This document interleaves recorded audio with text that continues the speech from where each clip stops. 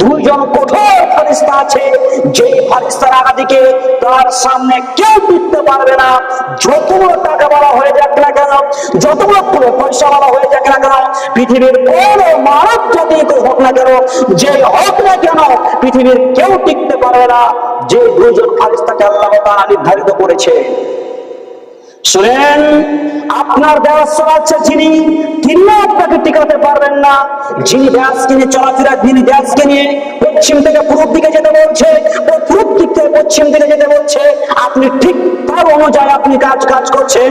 এই যে সামনে চলে আসছে আজকে 1 তারিখ, আজকে থেকে গণনা শুরু আছে, যে ভোটের এই কার্ডগুলো এগুলো ইনকোয়ারি করতে আরম্ভ করেছে। এই যে আপনারা শুনে আসছেন, জানেন এখন আরম্ভ হয়েছিল, হয়নি। এই যে ইনকোয়ারি করতে আসে, এটা আপনার চরিত্রের জন্য, আমার চরিত্রের জন্য, আপনার আমার ইমানের দুর্বলতা, তার জন্য তারা চলে আসছে।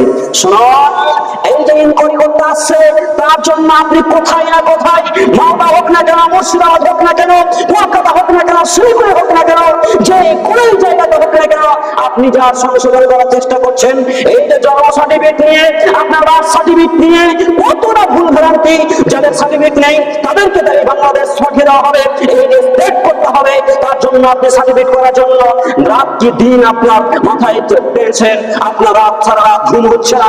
শুনেন, এই কষ্ট যদি এই দেশ থেকে এই দেশ পাঠাবার জন্য এত যদি আপনি চলাফেরা করেন, এত যদি আপনি ঘোরাফেরি করেন, তাহলে আপনার জন্য ভয়ঙ্কর জায়গা, যেই জায়গার নাম হলো কবর, সেই জায়গা নিয়ে আপনি কতদিন চিন্তা করেন।